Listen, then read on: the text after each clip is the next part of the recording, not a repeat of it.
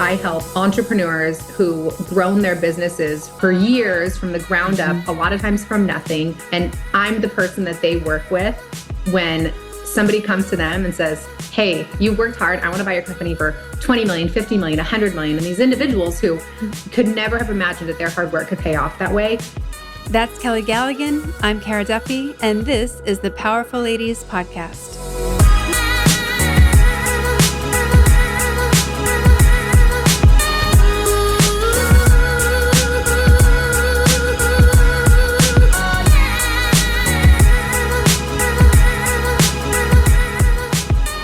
Welcome to the Powerful Ladies Podcast. Thank you. Thanks so much for having me. I'm excited. I'm excited. First of all, I'm so glad that Angie connected us. So everyone listening, Angie is my business coach. I'm a coach. I believe in coaches. I have a coach. She's amazing. And I always want to have a handful, usually around 3 to 5 experts that I can recommend to my clients around the world in accounting, financial advisors, business insurance, and of course we need them for law. And she connected me to you when I asked. And I think I have sent every person I work with since then to you because of how easy it is to work with you and your team. So before I go on a why we love you so much rant, let's tell everyone your name, where you are in the world, and what you're up to. Awesome. Yeah, no, it's been so great to get to know you through Angie. My name is Kelly Galligan, and I am a partner at Rattan & Tucker, which is Orange County's largest full-service law firm. Specifically there, I'm a general corporate lawyer, so I do anything any type of entrepreneur might need. I can help you review or revise your contracts. You're raising money, I can help you out there. If you have board needs, someone to prepare your board minutes, I do that. But I would say the bulk of my legal work is mergers and acquisitions, helping companies buy and sell other companies. When you were 8 years old, did you imagine that you would be this badass lawyer? No, I did not know what a mergers and acquisitions attorney was at 8. However, weirdly, from a really young age, all I knew was I wanted a job where I got to wear like really cool heels and suits. Like I always kind of knew I wanted that image, but I didn't know exactly what it meant. I love that. No, because there's that vision of what it looks like to see a woman in power and handling business. And yeah, any of us who grew up in the 80s, 90s, there's definitely a power suit vibe that we have been like impressed with. Right? There's something badass about it that you're drawn to as a young girl, for sure. Yeah. What has surprised you the most about being a lawyer in how it aligns with your personal passions and commitment, and how does it fill your soul up in ways you weren't expecting? Yeah, so I got into law not from a personal values perspective. I didn't, my dog's waking up just in time. I got into law, thinking I wanted to do, very pointedly actually, when I was in law school, I decided I wanted to do private company M&A, which is what I do now. And at the time I was just very, driven and focused on this is what I want to do from a career perspective, but I wasn't taking into account, how is that going to fulfill all my personal values?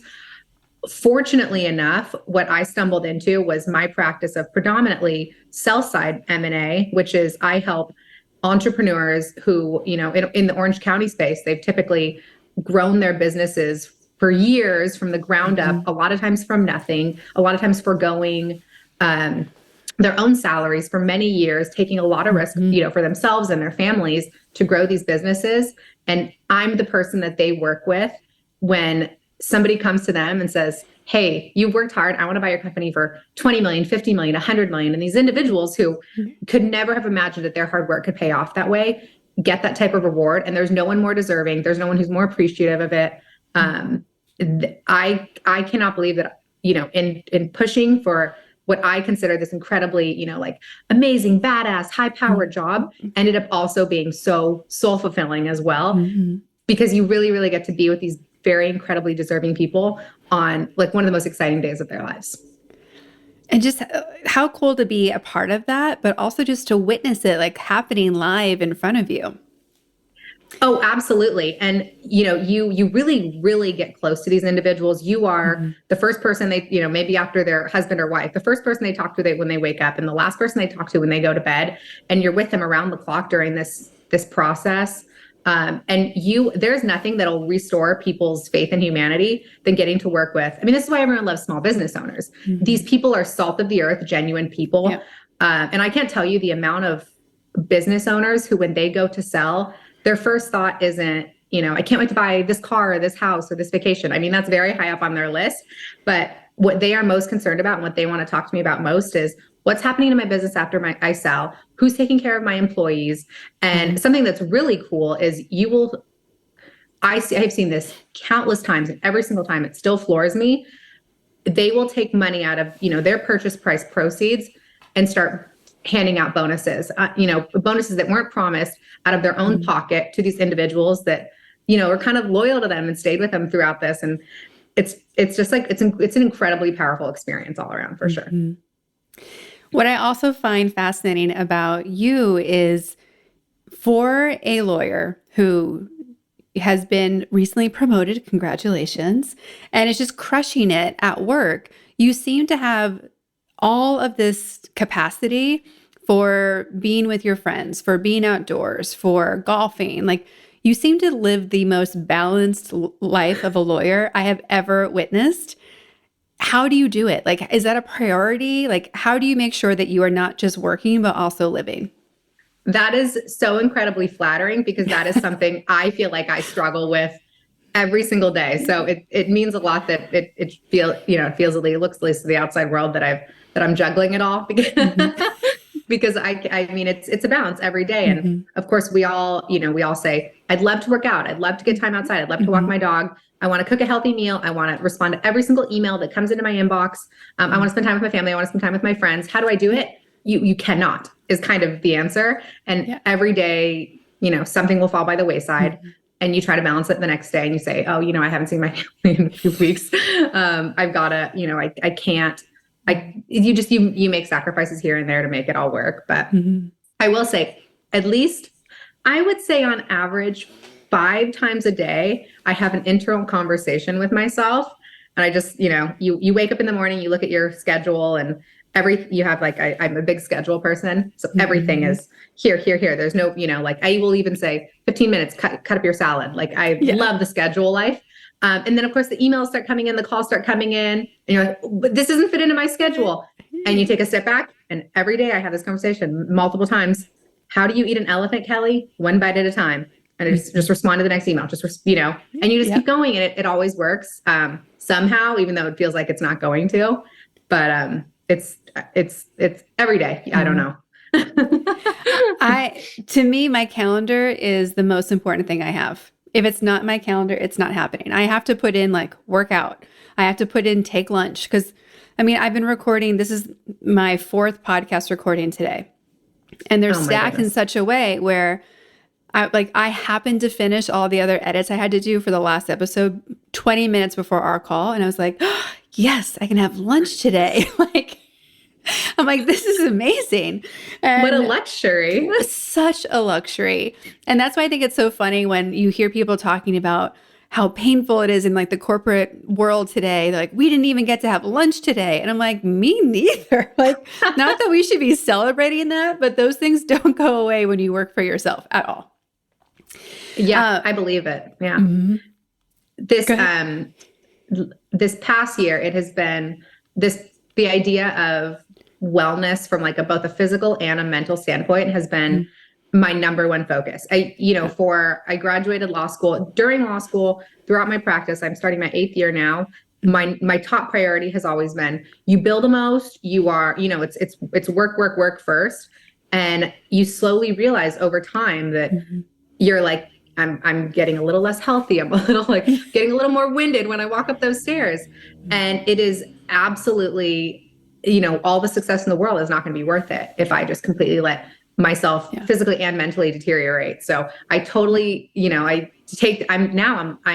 sometimes unapologetically, I'm taking lunch. I'm going to use the bathroom because I've had to go for 3 hours. Yes. And I know these calls keep coming in, but I'm going to tell somebody I'm going to be 5 minutes, because it's a matter of personal wellness type of thing. So I am trying, it's hard, but I am trying to prioritize that stuff more. Well, and I think as well, when you're in a role where one of your tools is how you show up physically, like what you're wearing, how you're standing. Like that's part of the toolkit that you use when you're in negotiations in particular, or in an actual court. If you have a different command when you are someone who is healthy than someone who is not. And whether we like it or not, that's how jurors are listening to you. That's how other people in the room are. Like it changes it. So I think it's so important. And this is not just for lawyers. I think entrepreneurs need it as well. And anyone who's in a leadership, powerful position, you have to remember that your personal health and wellness is part of the entire package that you are using to tell your story and communicate and make things happen. I could not agree more. And now that I've gotten so into this, I've started reading studies on how, your mind can work so much stronger, like creatively, if you have, if you get some sunlight, if you go for a walk. So now I'll draft something and then I'll say, okay, Cody, my dog right there. We're going to go out for 30 minutes. Whereas before I would have, no, we'll power through. It's great. But I think I'm a better lawyer. My clients are better served when I take those short little breaks and take care of myself. It's the only way I can, be the best lawyer I can be. Absolutely. Mm-hmm. What are some things that you wish business owners knew about the law and how it can, more likely than not, like help them and be something that they should be using more often?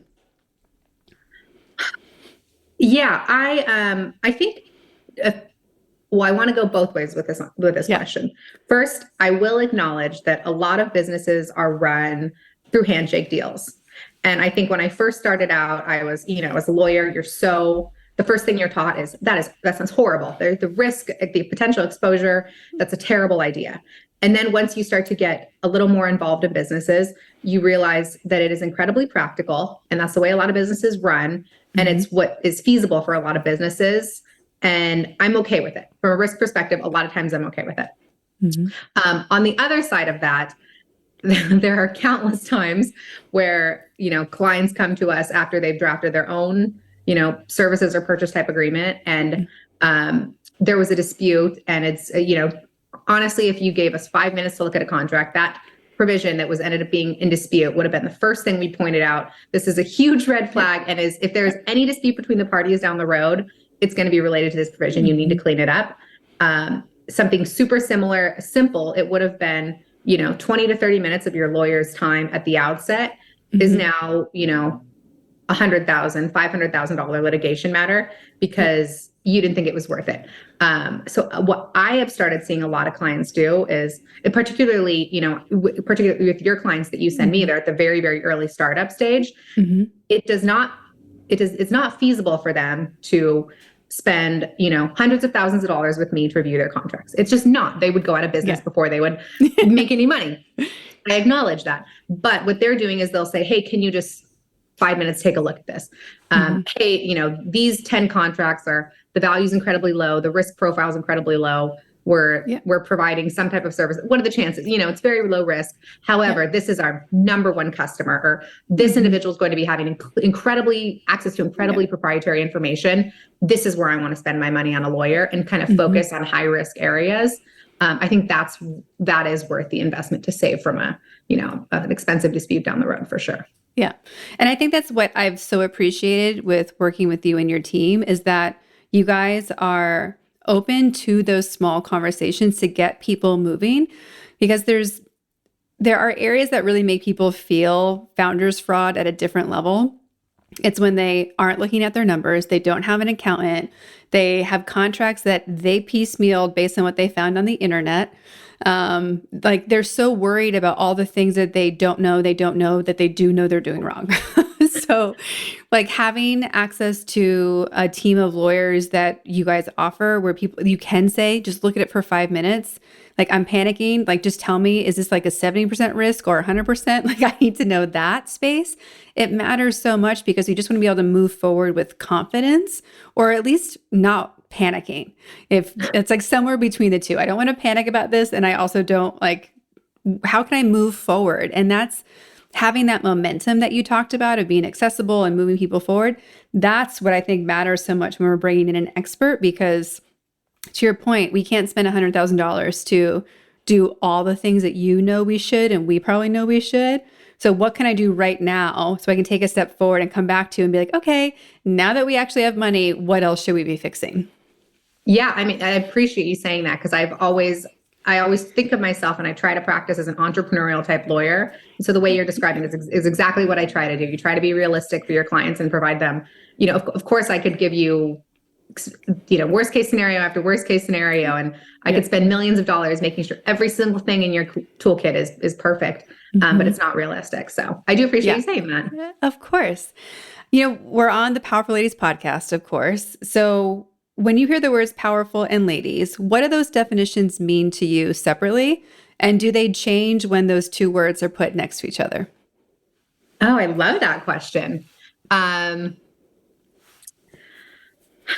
Powerful, I would say, is how I would describe your impact outside of yourself, just how you're impacting the world and people in your universe. Ladies can mean absolutely anything, especially in the professional context. And anyone who identifies as a lady has a different definition of it, and I love that. I work with some women who say, lady to me means I keep up with the men, and I am one of the men in the room. My handshake is the firmest, and then women who say I'm the lady, and I negotiate from a place. I'm unassuming and I'm soft, and I'm gonna but I actually know more than every other person in this room, and people come about lady in such a different perspective, and I think lady is it's a very, very broad term. And then when they come together, somehow I think to me, it's how women support each other in the profession or in life generally.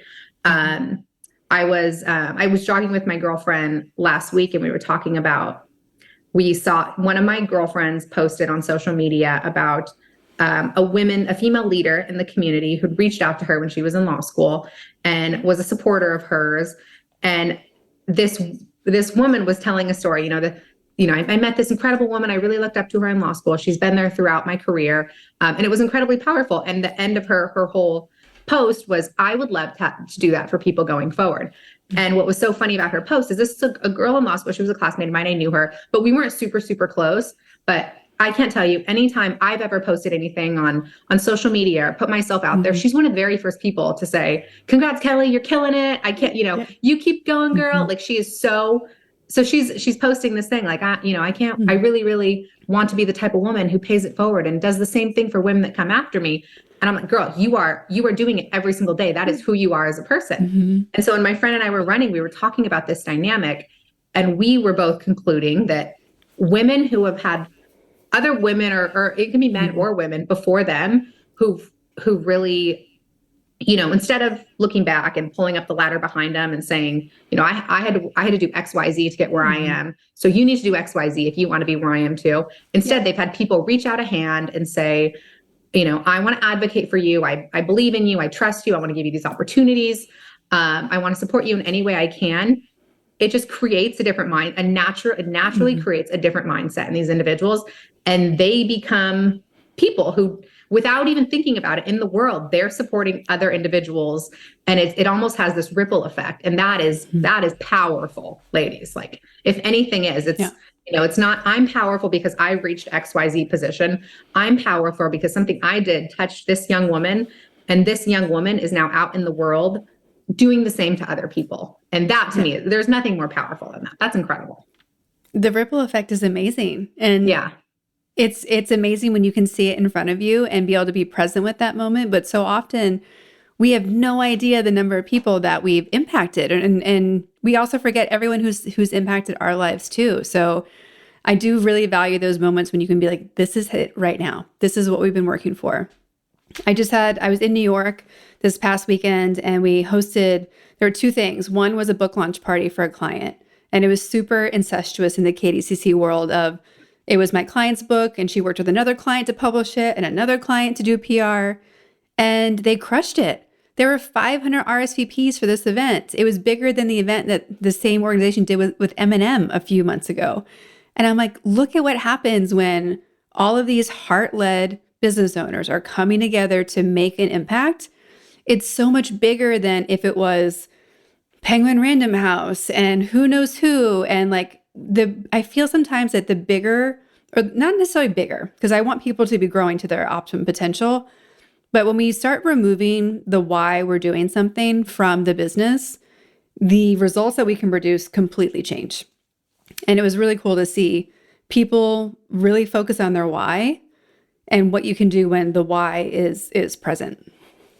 Yeah, I love it. And you were absolutely a part of that ripple effect. You were posting about the event on your social media leading up to it. You were talking it up, and you showed up for your friend, and it's a client, but a friend at the same time. And you're constantly doing that. And those, showing up and being there and showing support are little things that you do to be that, and we all do to be like a part of that ripple effect. And it's like incredible how powerful it can be over time as it kind of snowballs. When you look at what you're creating for this year, what are you excited about? What does 2023 have on your to-do list and your to manifest list? Oh, I love goal setting. So I did I did 23 in 2023, and that was a ton of fun. A little overwhelming sometimes when you look at all the things you want to accomplish in a year, but eating the elephant one bite at a time. Creating though, let's see, two things come to mind. The first is I think my law practice will be a little bit different this year because of what's going on in the markets and the economy. I think, M&A has been so hot for so long, and I think it still will be, but I think deals are looking a little bit differently. And I think we're going to have to get a little more creative in the way we practice law. It's not just we have unlimited money to go buy unlimited things. Let's just throw money and then the sellers get the money. And it's not like that right now. But I think that there are still a lot of deals to be had. We're just working differently and creatively with clients. And it's kind of fun, actually. It's so I've already started noticing that. So from a creative perspective, I'm excited about that. And then another thing that comes to mind when you bring up creativity is in January, I think you've seen this, one of my colleagues and I, she sits in the office next to mine, we launched and how do you even describe this, a M&A social media kind of marketing TikTok campaign, I guess you would call it. It's we created a TikTok account. It's called Girl Next Office. She's in the office next to mine. We close deals. It's late at night. We get a little goofy. And we've always said, like, there's something to this. There's something to our energy and we both love our jobs. We love what we do, and it's fun. So it's like an M&A adjacent TikTok where we post substantive content, but at the same time, we're also posting, trending TikTok dances or voiceovers or whatever, but everything's kind of M&A themed. That's actually surprisingly has been a total creative outlet, and it's a ton of fun, and it's goofy. I mean, I will fully acknowledge that I'm a 35-year-old partner at Orange County's largest full-service law firm who's launched a TikTok. Like, I fully acknowledge the humor behind all of that, but I don't even care. It's a ton of fun, and we're having a blast doing it. We're like still honing in on our voice right now, and it's just us being who we are, and a little bit goofy and a lot of energy, and ladies, a ton of fun. Well, to me, I love it because it's speaking to like who you are from a 360 perspective. So often when we are so focused on representing our brand and our business, it can be very serious. And you work in a very serious industry. And it's not common for a lawyer to talk about fashion or to show you having fun and to allow yourself to be all of you. Like, I choose to work with you because of who you are completely, not just because like, oh, you're a great lawyer. That's great. But the fact that you have this whole life spectrum that you talk about or show, or like, there's such a relaxed approach to you that I don't think most lawyers have. And it really makes it more interesting and desirable and fun to work with you. I constantly tell clients to be the unicorn that you are, because you'll find your dream clients that way. And to me, this is just another extension of you being and telling people the unicorn that you are, because you are fun and you are lighthearted and you're also amazing at your job, and you can be all of those things. There's no but statement in there. It's all ands. I love that. Thank you. I mean, it's definitely a vulnerable thing to put yourself out there, especially as you're mentioning, this is a very buttoned up profession. And to show that kind of like fun, playful side of yourself is a little bit vulnerable in this industry, but we're doing it and we're having fun. Well, I just like seeing how it's changing also, right? Because there's this stereotype of what a lawyer is. especially an M&A lawyer. And then there are the people who are actually there and doing it. And it's just like every other industry, there's all sorts of people who are there. So why not let people know that not only do you get great work, but you might want to hang out with me too. You're welcome. You're absolutely right. And it's like funny to try to totally hide it, because it's not like, not a single M&A lawyer is not a human and doesn't have this personal side to themselves. But you're right. We have to, like, we kind of pretend like we don't, but we do. Mm-hmm. Yeah. We're all like a little weird when we go home, and we're all a little goofy with our own families. Yeah. All of us. All of Yeah, us. exactly. Yeah. Mm-hmm. You've done an amazing job of networking and using the community to build up your brand and your business. What are some tips you would give people? Because a lot of people hear the word networking and they hate it. I always replace it with like, go make friends. But you've really stepped into that. So what are some actions you've taken, and what do you recommend to other people? I love the go make friends approach. That is 100% the approach I take to it. I have an incredibly outgoing personality. I love a big room of people and a glass of wine and an opportunity, like that's a part to me, that's a party. To other people, that sounds miserable. And they would rather do, a 2-hour one-on-one lunch and really, really get to know somebody. Or for them, networking is, they don't want to talk to anybody. They want to sit and write an article that's going to reach a ton of people. To everyone, networking looks different.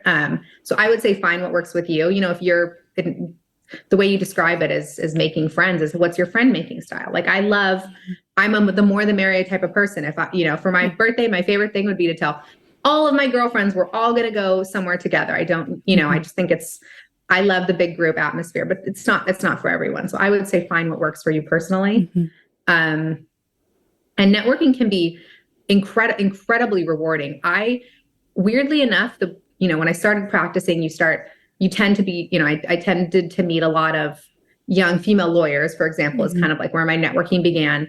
And they have become and are my very, very best friends in this world. So it literally was go make some friends. And I made friends, and they're super relatable because they're doing the same thing I am. And it's incredibly easy when you're networking is, hey, these individuals who might be referring me business or who might be potential clients happen to be my best friends. So yeah, let's go on a ski trip together. And that's networking. I mean, men figured that out before women did, for sure. How many, I remember being a first year associate, and you look up at these male partners, because back then there were a lot more male partners than females.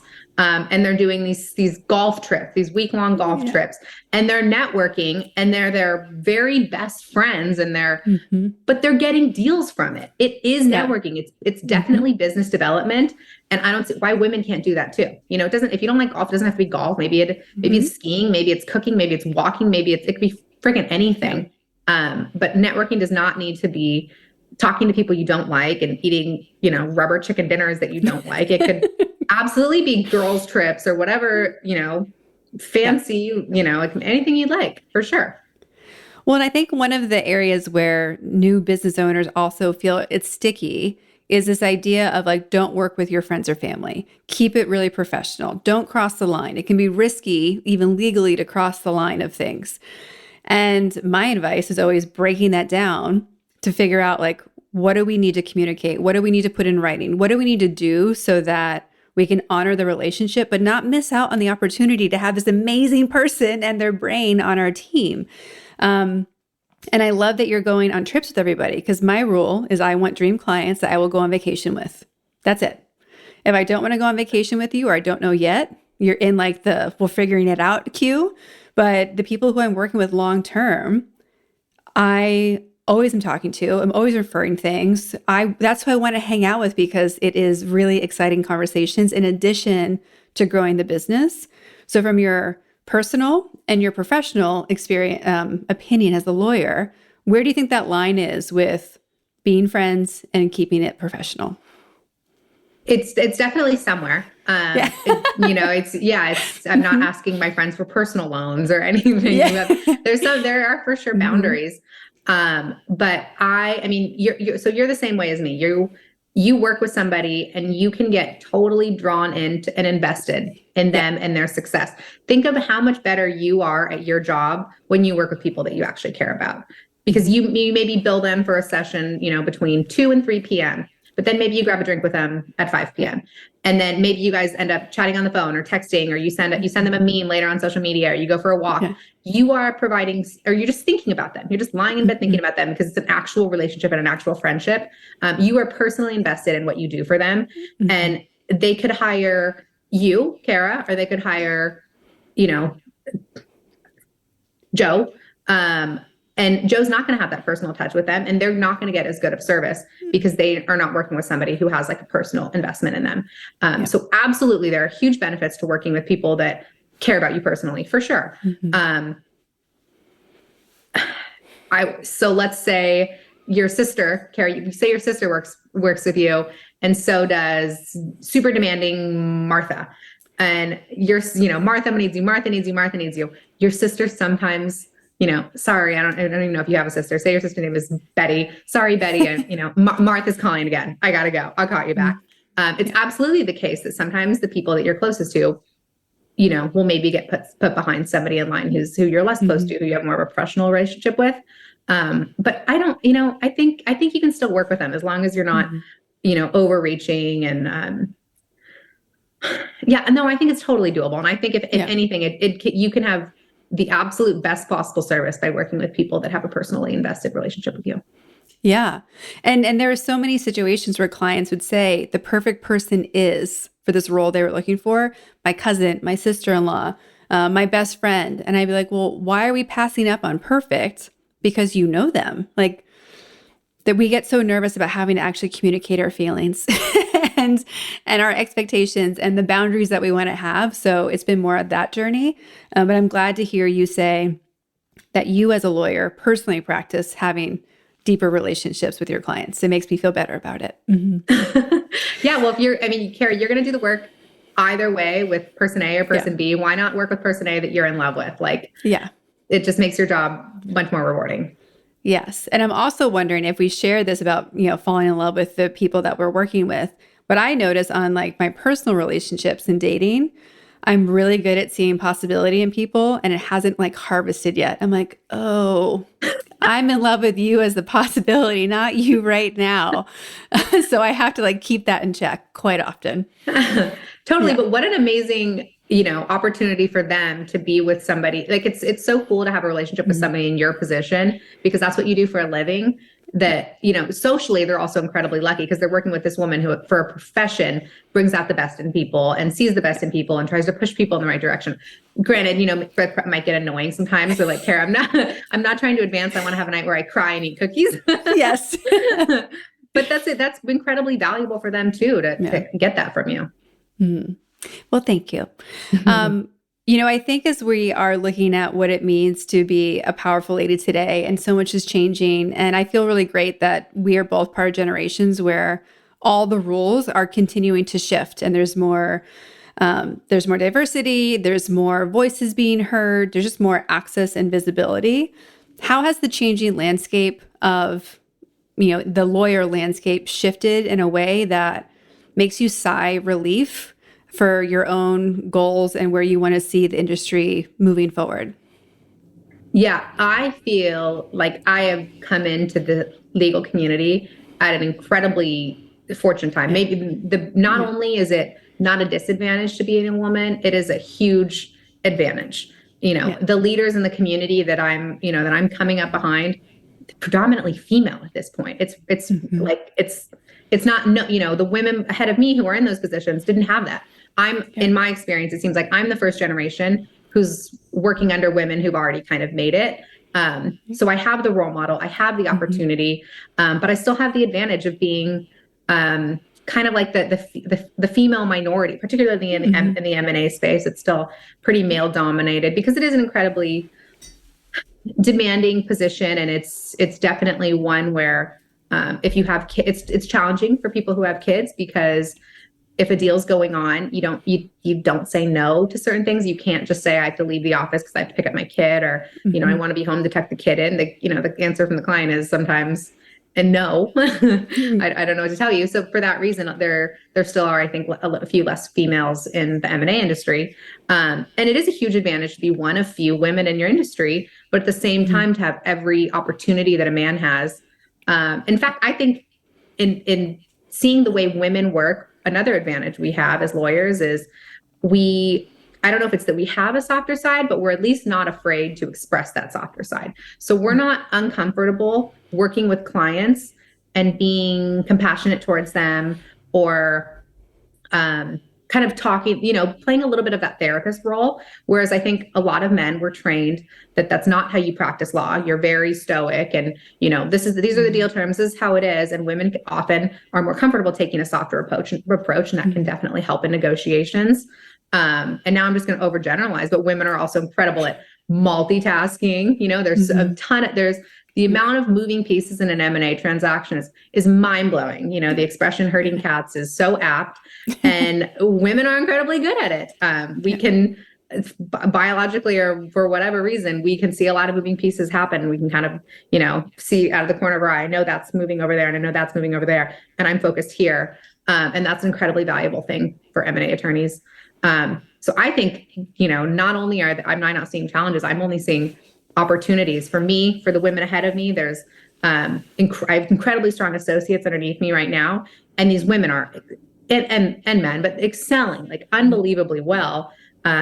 So I think the opportunities are endless, and I feel very fortunate that I kind of stepped into this position at the exact right time. We know that everyone who may want to work with you may not have the opportunity because there's just capacity. So if someone is looking to work with a lawyer for their business, what are some things you recommend that they ask about or look for when they're making that choice? Sure. So my heart lies with like entrepreneurial spirit.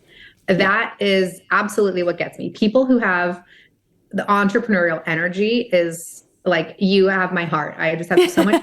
I'm so sold by it. Like, there's nothing more invigorating than someone who says, I started this business, and then, their eyes start lighting up as they start telling you about it. And you won't believe this contract. And, oh, I need your like legal work. You will not believe this is a contract we're about to sign. This is going to absolutely change the industry. I've been so excited to work with this key partner. It's incredibly innovative.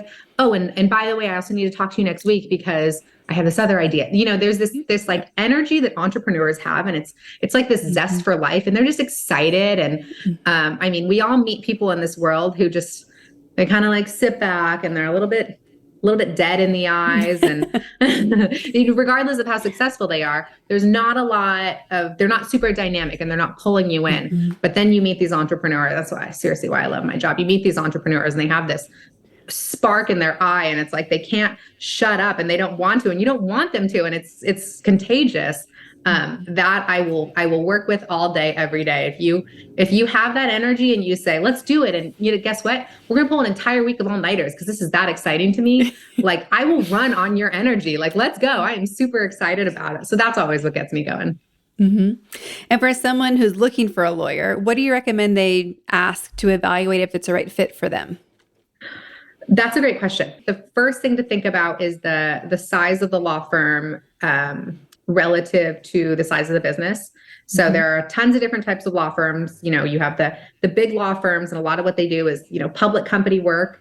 A lot of those lawyers at a very early stage bill out at a very, very, very high rate.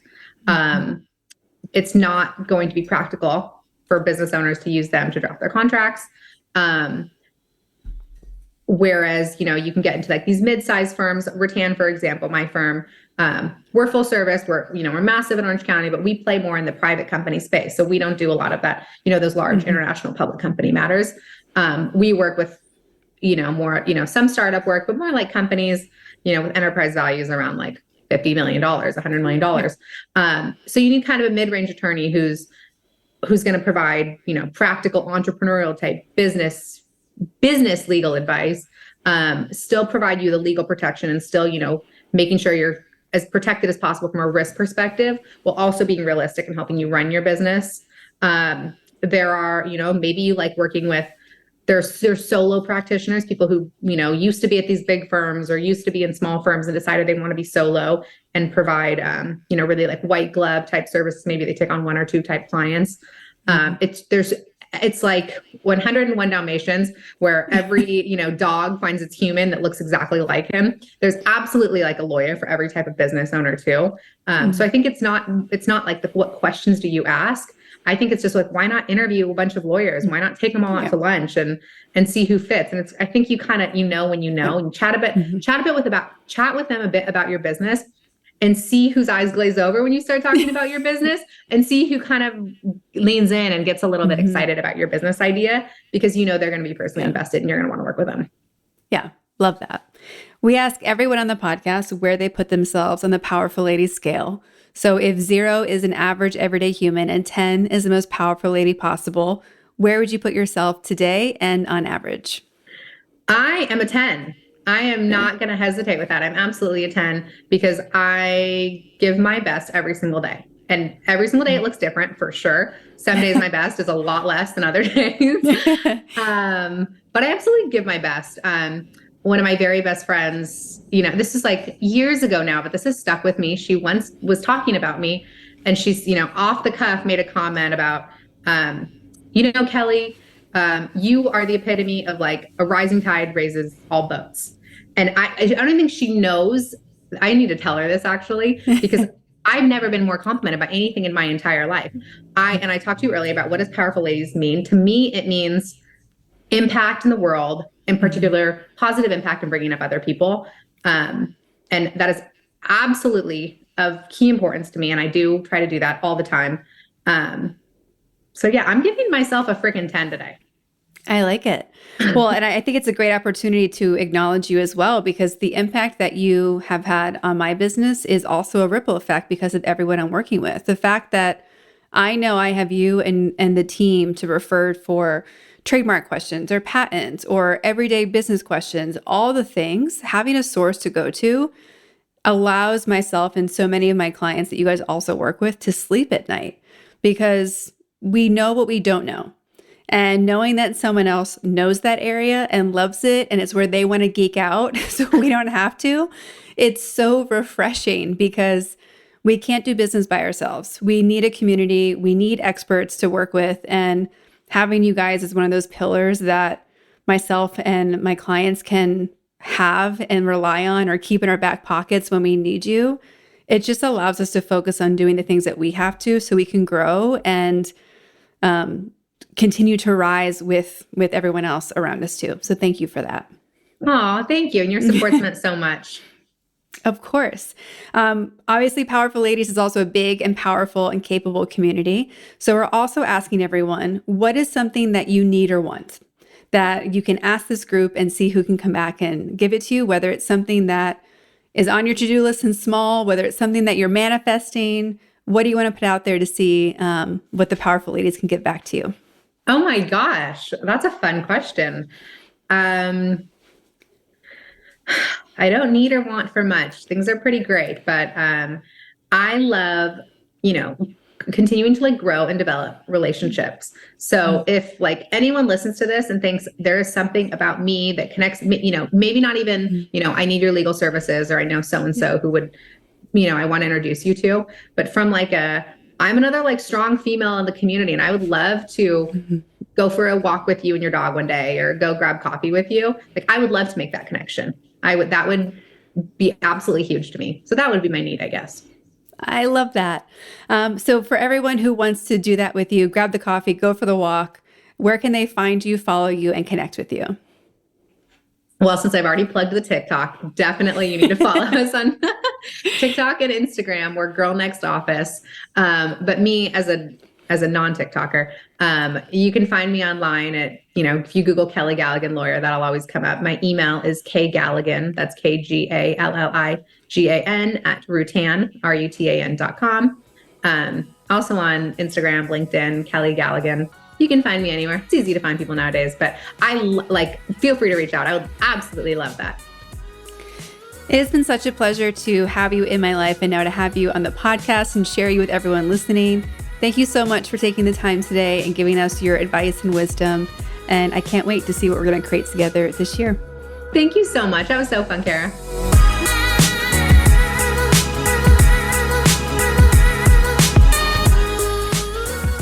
All the links to connect with Kelly and Rutan are in our show notes at thepowerfulladies.com. Subscribe to this podcast wherever you're listening, and please leave us a rating and review. They are critical for podcast visibility. Come join us on Instagram at Powerful Ladies or at Kara_Duffy. And if you want to book a meeting with me, visit karaduffy.com. I'll be back next week with a brand new episode. Until then, I hope you're taking on being powerful in your life. Go be awesome and up to something you love.